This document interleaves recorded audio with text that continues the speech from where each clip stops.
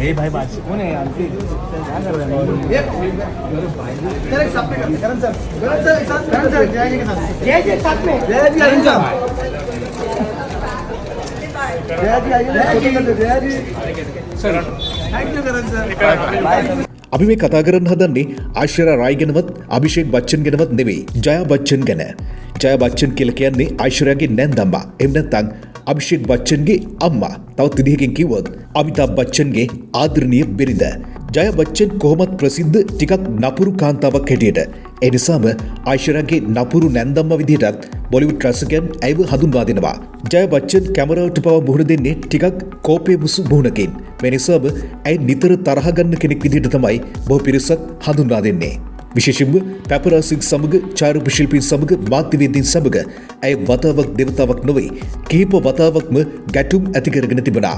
මෑතකදී ඇය මෙවැනිම ආකාරයේ ගැටුමක් නිසා ප්‍රසිද්ධියට පත් වෙනවා. මෑතක පැවැත්වුණු රැස්වීමකදී ජයා බච්චන් ඇගේ ඡායාරූප සහ වීඩියෝ ගැනීම සම්බන්ධයෙන් පැපරාසින්ට තරවටු කරන ආකාරය කැමරාවක සටහන් වෙලා තිබුණා. That is enough. එව නැත්නම් දැන් ඇති යනුවෙන් පවසමින් ඇය ඇගේ කලකිරීම වචන වලින්ම කැමරාකරුවන්ට ප්‍රකාශ කර තිබුණා. ඇය මේ කතා බහ කරමින් හිටියේ කරන් ජොහර් සමග.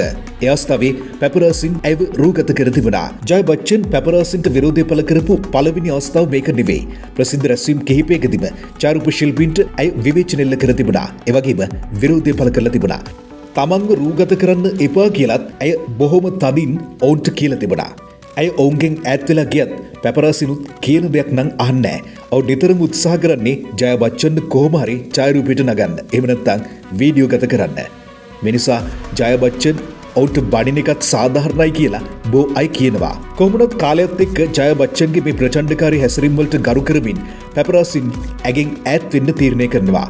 මේ හේතුව නිසාම ඇගේ සීමාවන්ට ගරු කිරීමට සහ සුදුසු දුරක් පවත්වා ගැනීමට පැපරාසින් හැමෝම තීරණය කරනවා. පසුගිය දවසක ජයා බච්චන් මුම්බායි වෙල පැවැත්වුණු උත්සවයකට සහභාගී වෙනවා.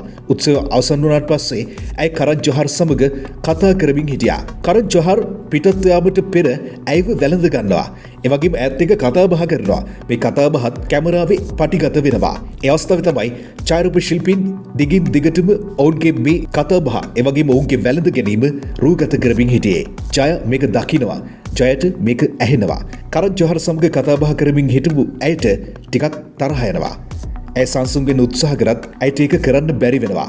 පටිගත කිරීම සිදුවෙමින් පවතින අතරතුර කරන් ජොහර් ඇගේ මේ අපහසුතාවය වඩාත් හොඳින් හඳුන ගන්නවා. ඒ නිසා ඇයට වඩාත් සැහැල්ලුවක් දැනෙන්න කරන් ජොහර් ඇයව ටිකක් තදින් වැළඳ ගන්නවා.